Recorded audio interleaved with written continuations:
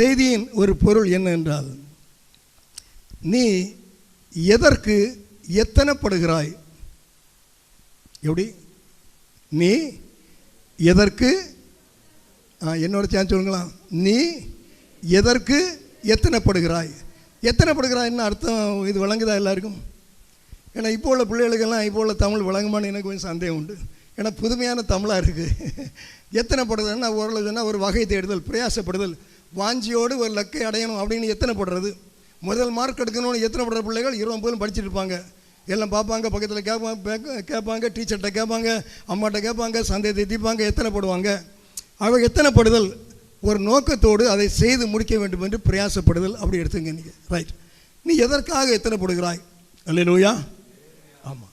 நம்முடைய சரீரம் மறித்து உள்ளே வச்சுருவாங்க. இப்போ நம்ம கிரேஸ் பாய் சிஸ்டர் போயிட்டாங்க, எல்லாம் அடக்கம் எல்லாம் முடிச்சுட்டு சரீரத்தை உள்ளே வச்சுட்டோம், அடக்கம் முடிஞ்சு எல்லா காரியங்களையும் முடிச்சிட்டோம். ரைட்.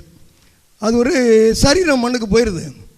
அது அந்த மண்ணுக்கு போகிற சரீரத்தையும் விண்ணுக்குரிய சரீரமாய் கர்த்தர் மாற்றுவேன் என்று சொல்கிறார் அவர் வரும்போது. அல்லேலூயா. ஆவியானவர் வருவார், அவர் மறுவப்படுத்துவார். ஆவிக்கேற்ற சரீரமாய் நாம் பரலோகத்துக்கு போவோம். நாம் எதற்கு ஆயத்தப்படுகிறோம்? ஒரு நல்ல அடக்கம். இப்போ பொதுவாக சில சபையில் ஒரு காரியம் உண்டு, அது தப்புன்னு நான் சொல்லலை, நடைமுறையை சொல்கிறேன்.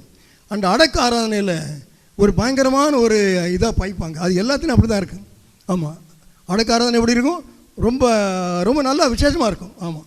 அதில் சில இடங்களில் அந்த நபர் எப்படியோ அதை சொல்ல மாட்டாங்க. எப்படியெல்லாம் இல்லையோ அதெல்லாம் அவ்வளோ புகழ்ச்சியாக பேசுவாங்க. எனக்கு தெரியும், நான் ரொம்ப அனுபவப்பட்டிருக்கேன். ஆமாம். நல்லா ரொம்ப பெருசாக பேசுவாங்க. அவரை பற்றி இல்லாததும் பொல்லாதும் போய் பேசி எடுத்து ரொம்ப அப்படின்னா தான் நல்ல அது அப்படி இருப்பாங்க. எனக்கு ஒரு உறவினர் உண்டு, அவர் சர்ச்சுக்கு போனதே 2 நாள் தான். ஒருக்கா கல்யாணத்துக்கு போயிருக்கா, அது டெடிக்கேஷனுக்கு பிள்ளை குழந்தை ஞானஸ்தானத்துக்கு போயிருக்கு, இது கொண்டு போயிருப்பாங்க. அடுத்து கல்யாணத்துக்கு போயிருக்காரு. அது போல போனதா எனக்கு தெரியாது.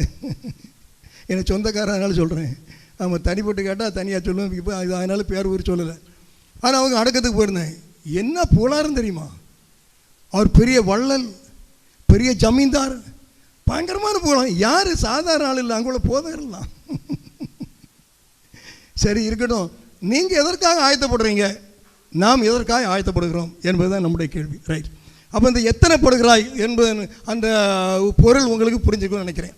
அதாவது அந்த வேதத்தில் எழுதியிருக்கு 1 சாமுவேல் 21:23 பார்த்தீங்கன்னா, தாவீதை கொல்ல சவுல் எத்தனை பண்ணி கொண்டிருந்தான்? யாரை கொல்ல? தாவீதை கொல்ல சவுல் எத்தனை பண்ணி கொண்டே இருந்தான். எப்படியாவது வடை கிடைக்குமா, எப்படி கொல்லலாம், அவனுக்கு இருதயத்தில் இருக்க எண்ணம் எப்படி கொல்லலாம், அதற்கு ஏற்றபடி அவன் காரியங்களையும் நேரங்களையும் கடத்தி சந்தர்ப்பங்களை தேடிக்கொண்டே இருந்தான். அதுதான் எத்தனை பண்ணுவது. நம்முடைய வாழ்க்கையில் நோக்கம் இதுதான். இதை செய்ய எத்தனை முடியும், எப்படிதான் ஒரு சான்ஸ் கிடைக்குமா, எப்படியாவது எது கிடைச்சாலும் அதில் இதை செய்ய முடியுமா அப்படின்னு ஒரு அதான் எத்தனை பண்ணுறது. சரி. அப்போ இப்போ உங்களுக்கு அர்த்தம் புரிஞ்சிருக்கும்னு நினைக்கிறேன். இப்போ குறிப்பாக 1-2 சின்ன ஒரு எத்தனை பண்ணுற ஒரு காரியங்களுக்கு குறித்து 1 சின்ன குறிப்புகளை இது ஆவிக்கேற்றபடி நான் சொல்ல, இந்த ஆவிக்குரிய ஜீவியத்துக்கு ஏற்றபடி சொல்ல வாஞ்சிக்கிறேன். நீங்கள் சரியாக புரிஞ்சுக்கிட்டீங்கன்னா உங்களுக்கு நல்லா இருக்கும். அல்லது யாரையாவது குறை சொல்லிட்டு போயிடுவீங்க, அதை பற்றி எனக்கு கவலை இல்லை. ஏன்னா சரியாக புரிகிற ஒரு சிலருக்காகத்தான் நான் ரொம்ப ஜாக்கிரதையாக இருக்க விரும்புகிறேன். ஸோ ஏன்னா சில சமயம் நாம் இது சொன்னால் இதெல்லாம் தேவையில்லை நினைப்போம். ஆனால் அதனால் வளர வேண்டிய ஒரு நம்முடைய வளர்ச்சியோட இல்லாமல் போயிடலாம். ஆகவே உங்களுக்கு எல்லாருக்குமே தேவையானது நீங்கள் எடுத்துக்கொள்கிற விதத்தின்படி இருக்குமானால் அது எல்லாருக்குமே தேவையானது இருக்கும் என்பதில் எந்த சந்தேகம் இல்லை. ஏசாயா 32:7 லோபியின் எத்தனங்களும் பொல்லாதவைகள் ஏழைகள் நியாயமாய் பேசும்போது அவன் கள்ள வார்த்தைகளாலே எளியவர்களை கெடுக்கும்படி தீவினைகளை யோசிக்கிறான். இந்த லோபின்னு சொன்னா யாரு தெரியுமா உங்களுக்கு? கரெக்டாக சொல்லிட்டீங்களே, கருத்தங்களை ஆசிரிப்பார். லோபின்னா கஞ்சன், ஈயவே மாட்டான். அதான் நம்ம எங்கள் ஊரில் பழமொழி சொல்லுவாங்க, எச்சு கை எடுத்து என்ன வெட்ட மாட்டானா, காக்கா வெட்ட மாட்டானா. ஏன் வெட்ட மாட்டான்? முதல்ல விளங்கல, ஏன்டா வெட்ட மாட்டான்? இதாவது சாஸ்திரம் இருக்குன்னு பார்த்தேன். அப்புறம் அப்படி இல்லை, எச்சுக்கை எடுத்து வெட்டினா அந்த கையில் இருக்க எச்சு என்ன செய்திடும், அது விழுந்துடும். அதை காக்கா எடுத்து சாப்பிட்றோம்ல, அதனால தான் எச்சுக்கை எடுத்தே காக்கா வெட்ட மாட்டான்னு சொல்லுவாங்க. அதான் லோபிக்கு ஒரு சரியான வருது. அப்போ லோபியின் எத்தனங்கள், அவன் செய்யக்கூடிய ஆயத்த ஏற்பாடுகள், அவன் செய்யக்கூடிய காரியங்களின் நோக்கங்கள், அவன் செய்யக்கூடிய காரியங்களின் பிரயாசங்கள் அது எல்லாமே அது பொல்லாதவைகள். அவன் பொல்லாதவன்னு சொல்லிட்டு செய்வானா? பொல்லாதவைகள்னு வெளியே தெரிஞ்சா செய்வானா? செய்ய மாட்டான். ஆனால் எல்லாமே பொல்லாதவைகள் தான். அவன் எதை ரகசியமாக செய்துட்டே இருப்பான். ஆமீன். பொல்லாதவைகளை அவன் ரகசியமாக செய்துட்டே இருப்பான். அவனுக்குள் இருக்கும், உள்ளத்தில் இருக்கிறத அறிய முடியாது பார்த்தீங்களா? அதனால் ரொம்ப ஞானமாக செய்வாங்க. ஆமாம். சில ஏழைகள் நல்ல பணக்காரில் வசதியாக வந்துடுவாங்க. சில அறிவுள்ளவங்க தாழ்ந்து போகிறாங்கன்னா அவங்களுடைய உள்ளத்தில் இருக்கிற பொல்லாத சிந்தைகள் அது காரணம்னு உள்ளதை நம்ம பார்க்கலாம். இருக்கட்டும், அது வேறு டாபிக். அவன் லோபியின் எத்தனங்கள் பொல்லாதவைகள். அவன் பிரயாசம் பொல்லாததாக இருக்கும். அந்த கஞ்சத்தனம் பண்ணுறவங்க எதுலேயும் கஞ்சம், நியாயமாக செய்ய வேண்டியதில் கஞ்சம், மனைவிட்ட காசு கொடுக்குறதுலே கஞ்சம், பிள்ளைக்கு ஒன்று கொடுக்குறதுல கஞ்சம். பின்ன வெளியே எங்கே கொடுப்பாங்க? சிலவங்க வெளியே ரொம்ப கொடுப்பாங்க, வீட்டில் கொடுக்க மாட்டாங்க. சிலவங்க வீட்டில் எல்லாத்தையும் கொடுப்பான், ஒன்று எவ்வளோ வெளியே காப்பி கொடுக்க மாட்டான். அப்படியெல்லாம் இருக்காங்க, பல விதங்கள் இருக்காங்க. ஆனால் நமக்கு ஒரு வேதத்தில் நமக்கு ஒரு கைடன்ஸ் இருக்குது, நமக்கு ஒரு வரமுறை இருக்குது. என்ன செய்யணும், என்ன செய்யக்கூடாது, அதை அதன்படியே செய்யுமானால் அது நமக்கு ஆசீர்வாதம், அது தேவனுக்கு அது பிரியம். அல்லேலூயா. அவன் நம்முடைய எத்தனங்கள் எதற்கு இந்த லோபியின் எத்தனங்கள் போல் இருக்கக்கூடாது. நாம் லோபியா இல்லையா? இதில் கஞ்சன் யாருன்னு கேட்டால் யாராவது கைதுக்கு போடலாம். அப்படி கேட்க முடியுமா? கேட்டால் என்ன வழியை விடுவீங்களா? என்ன விட்டுருவீங்க? அதனால் கேட்க முடியாது. ஆமாம், நீங்கள் தான் அதில் நீங்கள் தான் தீர்மானம் பண்ணிக்கணும். நான் லோபியாக இருக்கிறேனா இல்லையா என்பதை நீங்கள் தான் தீர்மானிக்கணும். ரைட், இருக்கட்டும். அப்போ அவங்க எத்தனங்கள் பொல்லாதவைகள். அது ஏன் பொல்லாதவைகள்னா, ஏழைகள் நியாயமாய் பேசும்போது, ஏழைகள்னா பொதுவாக நம்ம எடுத்துக்கணும், ஒரு அதிகாரத்திலையாக இருக்கும், சூழ்நிலையாக இருக்கும், பல விதங்களில் கொஞ்சம் குறைஞ்சவங்க, மட்டமானவங்க, அதாவது கீழானவங்க, ஏழை அவங்க நியாயமாய் பேசும்போது அவன் கள்ள வார்த்தைகளினாலே எளியவர்களை கெடுக்கும்படி தீவினைகளை யோசிக்கிறான். ஒரு அப்பாவி ஒருத்தன் அவன் பாம்போல அவனுக்கு காரியத்தை நியாயமாக சொல்கிறான். அப்போ அங்கே ஒரு லோபி வாரான், கஞ்சம் வாரான். அவன் கள்ளன், அவனுக்கு தான் ரொம்ப விஷயம் இருக்குல்ல, உள்ள எப்போவுமே அந்த அங்கே உள்ள அந்த இன்ஜின் ஒர்க் ஷாப் வேலைச்சு தான் இருக்கும். அவன் நிறைய அறிவுனால நிறைய காரியங்களை சொல்கிறான். இந்த ஏழை சொன்ன நல்ல காரியங்களை என்ன செய்து போட்டான்? கெடுத்து போட்டான். ஆமாம், அது அந்த எத்தனை பண்ணுறான். அப்படிப்பட்டு அவன் ஏழை செய்கிற காரியங்களை கெடுத்து போடுறதுக்கு, நன்மை செய்கிற காரியங்களை கெடுத்து போடுறதுக்கு, கர்த்தருக்குரிய காரியங்களை மட்டப்படுத்துறதுக்கு, ஆவிக்குரிய வாழ்க்கையுள்ள காரியங்களை மட்டப்படுத்துறதுக்கு, நியாயமான சமுதாய பொதுவான காரியங்களை அழிக்கிறதற்கு யாரெல்லாம் திட்டம் பண்ணுகிறார்களோ அவங்க தான் லோபின்னு இருக்கு. அவங்களும் லோபி தான். அவன் அப்படிப்பட்டவங்க என்ன செய்கிறாங்களாம்? தீவினைகளை யோசிக்கிறார்கள். அல்லேலூயா. நாம் லோபியாகவும் இருக்கக்கூடாது. லோபி நம்பர் 1 கஞ்சன். 2வது, நல்ல காரியங்களை சொல்லும்போது அதை எதிர்த்து தன்னுடைய அறிவு ஞானத்தினால தீமையாக அதை தடுக்கிறது. தன்னுடைய அதிகாரம், தன்னுடைய ஸ்தானம், தன்னுடைய வார்த்தை ஞானம் இவளை வச்சு தடுக்கிறது. இப்படிப்பட்டவர்களாம் இருக்கக்கூடாது. அல்லேலூயா. ஆமாம், செய்தியெல்லாம் ஒரு பிரயோஜனம் இல்லாத போல இருக்கலாம் சில வேளை. ஆனால் அப்படிப்பட்ட காரியம் நம்ம வாழ்க்கையில் இருந்தாச்சுன்னா நம்ம மாற்றிடணும். நான் என்ன படிச்சுட்டு வரேன்னா கவனிக்க, நான் 60 வயசான உடனே ஒன்று சர்ச்சில் ஒன்று சொன்னேன். யாருக்கா ஞாபகம் இருக்கா? அது எங்கே பாசம் ஞாபகம் இருக்கும். நீங்கள் சொன்னதை போய் ஞாபகம் வச்சுட்டு இருக்கேன். என்ன அவ்வளோ பெரிய இதா? நான் என்ன சொன்னேன்னா, எனக்கு அது 60 வயசாயிட்டு. நான் இதுவரை என்ன கொஞ்சம் விவரம் உள்ளவன்னு நினச்சிட்டு இருந்தேன். ஆனால் 60 வயசான தான் தெரியுது நான் ஒரு விவரம் இல்லாத பையன் உள்ள எனக்கு இப்போ தான் தெரியுன்னு சொன்னேன். இப்போ யாருக்கா ஞாபகம் வருதா? வராது, நல்லது. ஆனால் இப்போ என்ன சொல்கிறேன் தெரியுமா? ஏன்னா 80 வயசாயிட்டு. இன்னமும் ஞானம் என்கிற காரியங்களை நான் கண்டுபிடிக்கலன்னு சொல்கிறேன். ஆமாம், தூரத்தில் பார்க்குறேன், அதற்கு நேராக நான் ஏறி போகிறேன்னு நிச்சயமாக சொல்லுவேன், பிரயாசப்படுவேன். ஆமாம், இந்த ஞானம் என்பதை கண்டுகொள்ள சரியில்லாமல் பேசப்படுகிற காரியங்களை நான் ஏற்றுக்கொள்கிறேன், பதில் சொல்கிறதில்லை. நல்லா புரிஞ்சுடுங்க, இது உங்கள் ஆவிக்குரிய ஜீவியத்துக்கு சொல்கிறேன். தப்பிதமாக சொன்னாலும் நான் எதுக்கிறது இல்லை. ஏன்னா எனக்கு நான் ஞானத்தின் படியில் ஏறணும். இங்கே என்ன நான் பேசியிருக்க முடியாது. அல்லது ஒரு நல்லதை நான் சொல்கிற நன்மையான காரியங்களை ஒரு ஆள் பிளாக் பண்ணாலும், இந்த லோபி பார்த்தவங்க இல்லை பிளாக் பண்ணாலும் நான் அதில் மேலே புஷ் பண்ணி ஃபைட் பண்ணுறதில்ல. எனக்கு வேலை முடிஞ்சிட்டு ரைட், பிறகு கர்த்தர் பார்த்துக்குவார். ஏன்னா ஊழியத்தில் அப்படி தான். ஆனால் இப்படி ஒரு நம்ம நீங்கள் தொழிலில் இருக்க முடியாது, உங்களுடைய உத்தியோகத்தில் இருக்க முடியாது, உங்களுடைய குடும்பத்தில் இருக்க முடியாது. நான் ஆவிக்குரிய வாழ்க்கையில் சொல்கிறேன். அல்லேலூயா. அவன் ஞானத்தின் படிகளை கண்டுபிடிக்கிறது ஒன்று, அதில் ஏறி போகிறது ஒன்று. அல்லேலூயா. அதற்கு முடிவே இருக்கான்னு நான் நம்புகிறேன். ஞானத்தின் படிகளுக்கு முடிவே இருக்காது, போயிட்டே இருக்கலாம், எவ்வளோ உண்டு அவ்வளோ.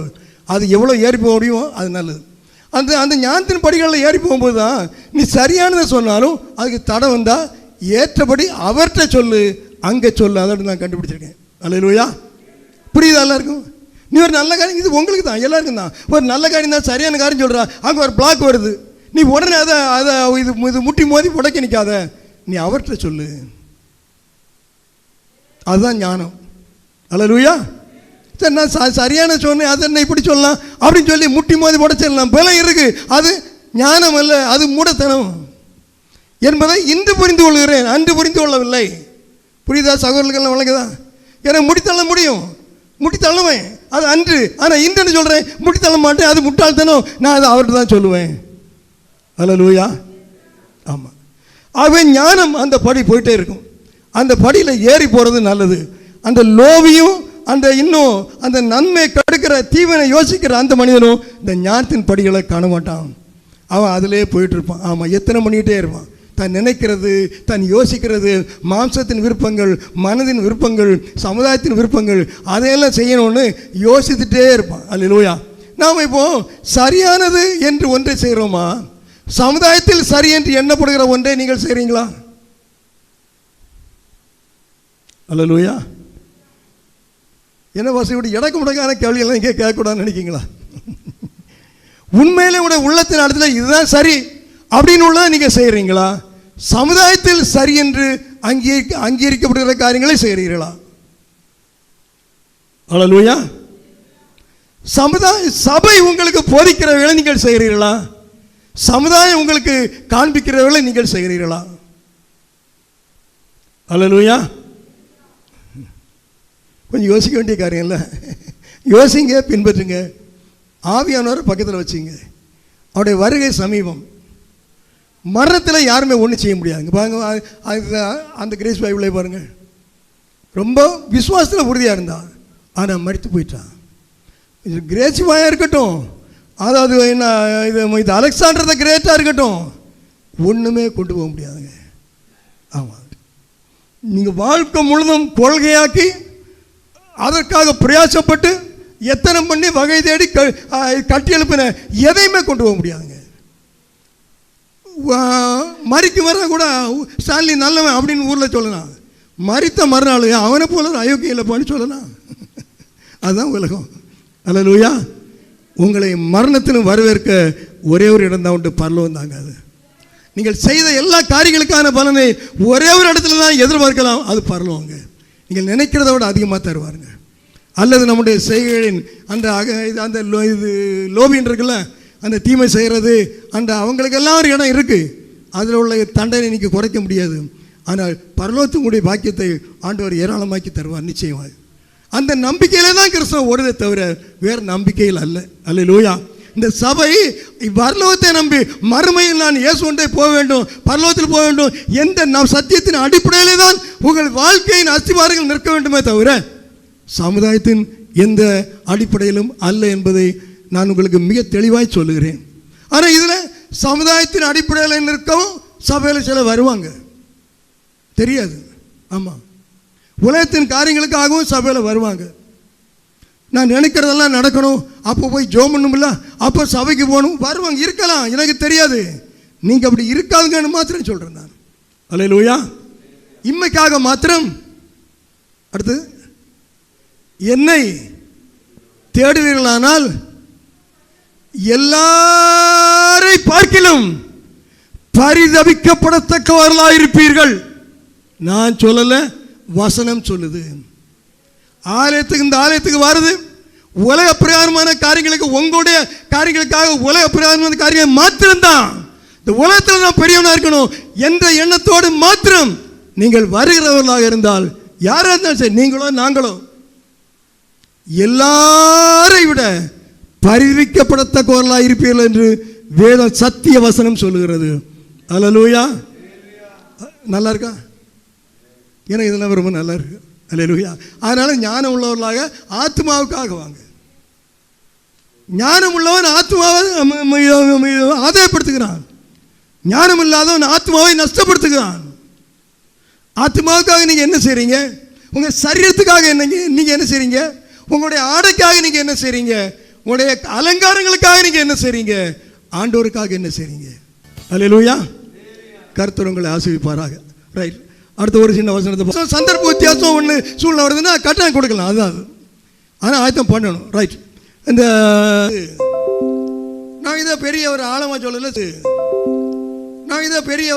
சொல்லலை, சும்மா ஒரு ஏற்றப்படி சொல்கிறேன். நம்ம வேலை செய்யணும்ல, வேலை வீட்டுக்குள்ளே இருந்து செய்கிறோமா இப்போ வீட்டுக்குள்ளே இருந்து வேலை செய்யலாம் நினைக்கிறேன், தெரியல எனக்கு. ஒர்க் அட் ஹோம்னு சொல்கிறாங்க, எல்லாம் மாறி மாறி வரும். பொதுவாக வேலை வழி தான் போய் செய்வோம். நம்மட்டி எடுத்துகிட்டு கோடாரி எடுத்துகிட்டு வெட்டி எடுத்துகிட்டு போய் வேலை செய்வோம். அந்த காலத்தில் இந்த காலம் வித்தியாசம். பென்னு ஃபைலு பேக்கு அது இது ஒன்றும் இல்லைட்டாலும் ஒரு பேக்கை ஓட்டி போட்டு போனால் கொஞ்சம் மரியாதையாக இருக்குது, அப்படியெல்லாம் இருக்குது. ரைட், அது செய்யட்டும். வெளியில் போய் நீ வேலையை ஆயத்தப்படுத்து, வேலையை ஒழுங்கு எத்தனைப்படுத்துனா பிரயாசப்பட்டு அதுதான் உனக்கு வேணும், அது உன் நோக்கம், நீ அதை செய்யணும், எத்தனைப்படணும். ஒரு வியாபாரம் செய்யிட்டு இருக்கோம், அந்த வியாபாரத்துக்கு ஏற்ற ஒரு கண்ணோட்டம் இருந்துகிட்டே இருக்கும் இல்லையா? நான் ஒரு வியாபாரம் பண்ணுறேன்னு வச்சுங்க, அவன் வெளியே போகிறேன், வரேன், மெட்ராஸ் போகிறேன், திருநெல்வேலி போகிறேன்னா போகிற இடத்துல எல்லாம் எனக்கு வியாபாரத்துக்கு ஏற்றபடி ஏதாவது இருக்கா? நான் வாங்க வேண்டிய பொருள் அல்லது நான் அங்கே நான் விற்க வேண்டிய ஒரு இடம், அப்படி ஏதாவது ஒரு வாய்ப்பு கிடைக்குமா? இந்த இடம் இருக்க தெரிஞ்சு அதை எத்தனைப்படுத்துறது. வெளியில் உன் வேலை எத்தனைப்படுது. முன்னால் எல்லாம் வேலைன்னு சொன்னால் என்ன, நம்மட்டி வேலை தாங்க வேலை இங்கே நம்ம இடத்துல எல்லாம். வேறு என்ன, ஏதோ ஒரு வேலை ஒரு நாள் வித்தியாசமாக எங்கள் வீட்டுக்கு வெள்ளாடிக்கணும்னு சொல்லுவாங்க. 5 வருஷத்துக்கு ஒரு நாள் வெள்ளாடி நடக்கும் அந்த காலங்களெல்லாம். அல்லது இப்படி தான் அதாவது அனுதின வேலை. பின்ன இது தோட்டம் கிளைக்கிறது, தோப்பு கிளைக்கிறது, பின்ன எப்போயாவது கல்யாணம் வந்தால் விறகுறது, இதுதான் அந்த காலம் உள்ள வேலைகள். அப்போ அது எப்படா கிடைக்கும்? மழை வந்து அன்றைக்கி வேலை இல்லைன்னு சொல்லுவாங்க, சங்கடத்தோடு வருவாங்க. மழை வந்துட்டு இன்றைக்கி வேலை இல்லை. ஆனால் வெளியில் வேலையை நம்ம எத்தனைப்படுத்தணும், பிரயாசப்படணும். ஆனால் ஒவ்வொரு காலங்களில் எவ்வளோ மாற்றம் வந்தாலும் நம்மை போஷிப்பதற்கு ஒரு பாதையை கர்த்தர் வைத்திருப்பார். அல்லேலூயா. அதில் மாற்றம் இல்லை. நான் இதை பண்ணிட்டு இருந்தேன், இப்போ அது இல்லை, அதனால பொழப்பி கட்டு போச்சு ஒருவனும் சொல்லவே முடியாது. எனக்கு சம்பாதிக்க முடியல, ஏன்னா இன்னும் இந்த காரியம் இப்படி இருந்து அது மாறி போச்சு சொல்லவே முடியாது. ஏன்னா உன்னை பிழைப்புடுகிறவர் கர்த்தர், அவர் நிச்சயமாக உனக்கு ஒரு வழியை வைத்திருப்பார். அல்லேலூயா. அப்போஸ்தலர் 17:26 கரெக்ட். இதை நான் முன்னே அடிக்கடி சொல்லுவேன், இப்போல்லாம் ரொம்ப அப்படி சொல்கிறதுனால மறந்துடுறேன். நானே வாசிக்கிறேன். அப்போஸ்தலர் 17:26 மனுஷ ஜாதியான சகல ஜனங்களையும் அவர் ஒரே இரத்தத்தினாலே தோன்ற பண்ணி பூமியின் மீது அங்கும் குடியிருக்க செய்து முன் தீர்மானிக்கப்பட்ட காலங்களையும் அவர்கள் குடியிருப்பின் எல்லைகளையும் குறித்திருக்கிறார். இந்த வசனத்தில் எவ்வளவு பெரிய யூனிவர்சல், அதாவது உலகளாவிய மாறாத சத்தியங்கள் அதில் உட்படுத்திட்டார். பார்த்தீங்களா? மனுஷ ஜாதி, ஒரே ரத்தம், பூமியின் மீதங்கும், எவ்வளவு சத்தியங்கள் அதில் உட்படுத்திட்டார், முன்குறித்திருக்கிறார். அவர்கள் குடியிருப்பின் எல்லையிலும் முன்குறித்திருக்கிறார். எதற்கு? கர்த்தராகிய தம்மை அவர்கள் தடவியாயிலும் கண்டுபிடிக்க வேண்டும், தடவியாயிலும் கண்டுபிடிக்கத்தக்கதாக தம்மை தேடும்படிக்கு அப்படி செய்தார். பார்த்தீங்களா? அப்போ நான் வேலையை செட் பண்ணாலும், ஜீவனத்தின் பாதையை செட் பண்ணாலும், எதை பண்ணாலும் ஆவிக்குரிய வாழ்க்கைக்கு நான் நிலைமையாக இருக்கணும், சரியாக இருக்கணும், அதுக்கு ஏற்றபடி தான் அவர் செய்வார். வெளிநாட்டில் வேலை இருக்கா கட்டாயம் போங்க, அது தப்பு கிடையாது. கர்த்தர் நியமித்திருந்தால் கட்டாயம் போகணும், போகாம தான் தப்பு. கர்த்தருடைய சித்தம் இல்லாமல் அவன் போயிட்டான், இவன் போயிட்டான், அப்போ நானும் போகணும், போகாதுங்க. அவங்களே கர்த்தர் வைத்த பாதாக தான் இருக்கலாம், நமக்கு அது இருந்தால் போங்க, இல்லாட்டி போகாதுங்க. மற்றவங்களை பார்த்து நீங்கள் உங்கள் வாழ்க்கை அமைக்காதுங்க, அதுதான் சொல்லுவார். தேவனுடைய முன்குறித்த, பூர்வத்திலே முன்குறித்த தேவனுடைய சித்தப்படி உங்களுடைய வாழ்க்கையை ஏற்படுத்துங்க, அதுதான் வசனம். அது எல்லாத்துக்கும் அடிப்படை என்ன? தேவனாகிய கர்த்தரை தேடி கண்டு கொள்ள வேண்டும். ஏன்னா நான் மரிக்கும் போது அங்கே தானே போகணும், அதுதான் சொல்கிறார். அல்லேலூயா. நேற்றைக்கு நம்ம டாக்டர் அசோக் அருவா அவருடைய மீட்டிங் போயிருந்தேன், விழுந்தேம்பலம் அங்கே. அப்போ அவர் சொன்ன ஒரு வார்த்தை நான் டைரியில் எழுதி வச்சுருக்கேன். இப்போ நான் அந்த டைரியில் வேறு எதுவும் என்ன அதிகம் எழுத மாட்டேன், இதை எழுதி வச்சுருக்கேன். ஏன்னா அவர் சொன்னார், உங்கள் விசுவாசத்தின் உச்சம் என்பது எது? அல்லேலூயா. அப்படி கேட்டால் நீங்கள் என்ன சொல்லுவீங்க? ஒரு போதட்ட கேட்டால் என்ன சொல்லுவார்? உங்கள் விசுவாசத்தின் உச்சம் எது பிரதர் அப்படின்னு கேட்டால், பாஸ்டர் நான் தைரியமாக சொல்லுவேன், என்ன தம்பி ராமச்சந்திரன் சொல்லுங்கள், நான் அங்கே ஒரு வீட்டுக்கு போகணும்ல, அப்படி ஒரு அழுகை சத்தம் கேட்டு பார்த்து அவர் வீட்டில் ஒரு 5 ஆள் இறந்து போனார். அங்கே ஆம்பளை இந்த ஒரே பையன் தான், யாரும் கிடையாது. ரொம்ப சங்கடமாக இருக்குது. நான் போய் ஜெபத்தோடு உள்ளே போனேன். ஆண்டவர் சொன்னார், நீ ஜெபம் பண்ணுன்னு சொன்னார். ஜெபம் பண்ணேன். அவன் நான் தூக்கிட்டு போகிற வேலையில் தூக்குறதுனால தூக்காக்கு போனேன்னு ஜெபம் பண்ணேன். அவன் எழும்பிட்டான். பெரிய எழுப்பு அந்த ஊரில். அதுதான் என் விசுவாசம் உச்சகட்டம் அப்படின்னு சொல்லலாம். சரிதானே? அது சரிதான், தப்பே கிடையாது. ஆனால் அவர் என்ன சொன்னார்னா, உன் விசுவாசத்தின் உச்சகட்டம் எதுன்னா உலகத்தில் நீ விரும்புகிற எதையும் ஜெபித்து பெற்றுக்கொள்வது அல்ல, நீ தேவனோடு கூட நடப்பதே விசுவாசத்தின் உச்சகட்டம் அப்படின்னு சொன்னார். அல்லேலூயா. நீ தேவனோடு கூட நடப்பதே உன் விசுவாசத்தின் உச்சகட்டமாக இருக்க வேண்டும் அப்படி சொன்னார். நல்லா இருக்கா? நல்லா இல்லையா? எனக்கு நல்லா இருக்குது. அல்லேலூயா. ஆமாம். ஆகவே நம்ம ஆவிக்குரிய வாழ்க்கை, நம்முடைய வாழ்க்கையில் உச்சகட்டம். நான் பரலோகத்துக்கு போகணும், அவரோடு இருக்கணும், அவருடைய அந்த தடவியாயிலும் கண்டுபிடிக்கணும். தடவியாயிலும் கண்டுபிடிக்கணும்னு ஆண்டவர் சொல்லியிருக்கிறாரு. கையில் கொடுத்தாலும் தூர போட்டு போயிடுறாங்களே, என்ன செய்கிறது? அடுத்தவங்க இல்லை, நாம் அப்படி போகிறோமா? பார்த்துருங்க. அல்லேலூயா. கர்த்தர் நல்லவர். ஸ்தோத்திரம். அடுத்து அதை விட்டுரும். வீட்டை கட்டு காரியங்களை பாரு. ரைட். அடுத்து சங்கீதம் 127 அதை பாசிங்க. இது நாம் எதுக்கு எத்தனை போடுறோம் அதை கொடுத்து தான் நாம் பார்த்துட்டு இருக்கோம். சங்கீதம் 127. நான் சமாதானத்தை நாடுகிறேன், அவர்களோ நான் பேசும்போது யுத்தத்துக்கு எத்தனைப்படுகிறார்கள். ஆமாம், நான் சமாதானத்தை நாடுகிறேன், அவர்களோ நான் வாயை திறந்தாலே லபாக்குன்னு விழுந்துருவாங்க. சிலவங்க அப்படி. நான் முன்காலத்தில் என்ன உள்ள அனுபவம், நான் போகிறோம்ல, அவன் ஏதாவது பேசுவான்னு நான் பார்த்துட்ருக்கேன். பேசுனானா தொலைச்சிருவேன். அவன் பேசட்டும், அவன் ஏதாவது சொல்லுவான். அவர்களை சொன்னானா அதோட பிடிச்சிடும். உண்டா பார்த்தீங்களா? அப்படிலாம் உண்டா? சகோதரர்களுக்கு உண்டா? தெரியும். பழைய காலத்தில் எப்படி தெரியல. எங்களுக்கு என் வாழ்க்கையெல்லாம் உண்டு. அவன் வாயை திறந்த அந்த விஷயத்தில் அவ்வளோதான். நான் சமாதானத்தை நாடுகிறேன், அவர்களோ நான் பேசும்போது யுத்தத்திற்கு எத்தனைப்படுகிறார்கள். நீங்கள் அப்படி யுத்தத்திற்கு எத்தனைப்படுகிறவர்களாய் இராதேயுங்கள். சமாதானத்தை பேசுகிறவர்களோடு நீங்கள் சமாதானத்தை பேசுங்க, யுத்தத்துக்கு எத்தனைப்படாதுங்க. அல்லேலூயா. ஆமாம். இதில் முக்கியமான சில காரியங்கள் என்னென்னா, நான் பேசவே மாட்டேன் அப்படின்னு சொல்லலாம். சிலர் நான்ப்பா எனக்கு என்ன வம்புழக்கு எல்லாம் எதுவுமே நான் அமைதியாக இருந்துருவேன். கிறிஸ்து எப்படி சாந்தம் உள்ளவராக இருந்தாரோ, அடிக்கப்படும் போது அடிக்கப்படுகிற ஆட்டு போல் இருந்தாரோ, நான் அமைதியாக இருந்துருவேன் அப்படின்னு சிலர் நினச்சிட்டு இருப்பாங்க. ஒரு காரியம் சொல்கிறேன் கேளுங்க. கர்த்தர் உங்களை ஒரு வார்த்தை சொல்ல வேண்டிய இடத்துல வைத்திருப்பார். ஆனால் நல்ல கவனிங்க, உங்களுடைய சில சுய சிந்தனை காரியங்களினாலே அதை நீங்கள் பேசணும்னு கட்டாயம் இல்லை, யாரும் எதிர்பார்க்க மாட்டாங்க. ஆனால் நீங்கள் பேசாமல் இருந்தால் ஒரு பெரிய துன்மார்க்கன் செய்கிறதை விட மோசமான காரியத்தை நீங்கள் தான் செய்தீங்க. புரியுதா என்ன சொன்னேன்? நாம் அமைதியாக எங்கேயும் பேச மாட்டோம். நமக்கு என்ன, அவர் என்ன பேசினா அவன் பேசிட்டு போட்டு அவன் வாயை தரமா என்ன சொல்லியிருக்கு, நான் பேசவே மாட்டேன்.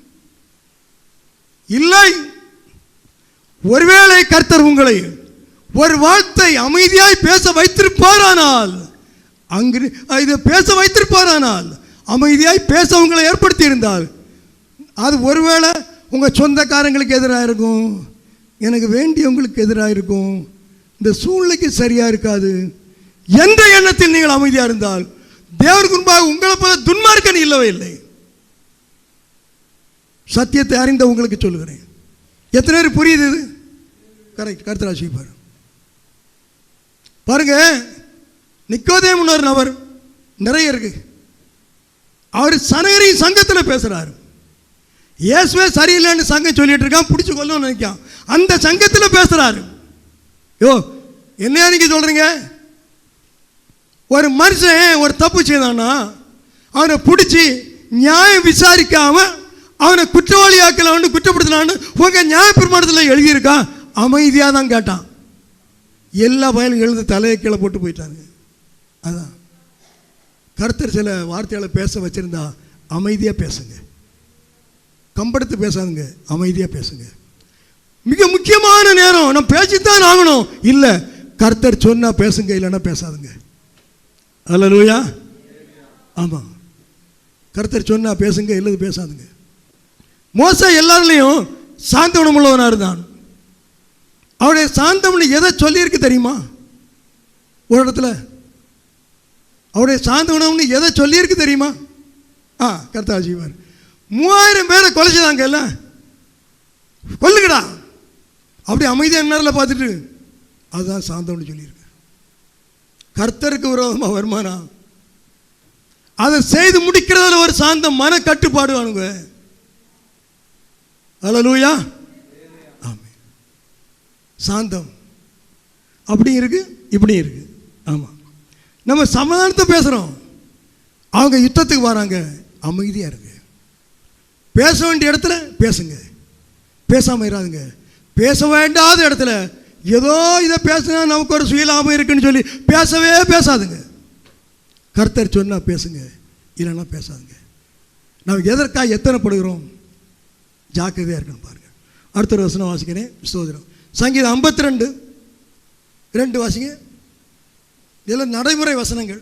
நீ கேடுகளை செய்ய எத்தனம் பண்ணுகிறாய், கபடு செய்யும் உன் நாவு தீட்டப்பட்ட சவரகன் கத்தியை போல் இருக்கிறது. நீ கேடு செய்ய எத்தனை பண்ணுகிறாய். அப்போ நம்ம எதுக்கு எத்தனை பண்ணுறோம்? சில வேலை கேடு செய்ய எத்தனை பண்ணுறோமா? பஸ் நாங்கள் கேடு செய்ய எத்தனை பண்ணுவோம்? பஸ் நீங்கள் பண்ணுவீங்கன்னு சொல்லலை, ஏன்னா உங்களுக்கு தெரிஞ்சாதானே. தெரியாமல் பண்ணிடுவாங்க. சில வேலை தெரிஞ்சால் ஆமாம் இல்லைன்னு சொல்லுவோம், தெரியாமலே பலர் பண்ணிடுவாங்க. நிறைய தவறுகளை தெரிஞ்சா பண்ணுறாங்க. அவங்களுடைய இயல்பு. தவறுன்னு தெரியாமல் இருந்தால் எப்படி செய்யாமல் இருப்பாங்க? புரியுதா? ஒன்று தவறுன்னு தெரியாமல் இருந்தால் எப்படி செய்யாமல் இருப்பாங்க? தெரியாமலே செய்கிறாங்க, ஆனால் தவறு. எத்தனை பண்ணுவாங்க? அந்த எத்தனை பண்ணுவதில் ஒரு சொல்லப்பட்டிருக்கு, எத்தனை பண்ணுகிற அந்த காரியம் நாவில் இருக்கான். நாவு அது எப்படி இருக்கான்? நல்ல அந்த ரேசர் நம்முடைய கேடு செய்ய எத்தனை பண்ணுங்க.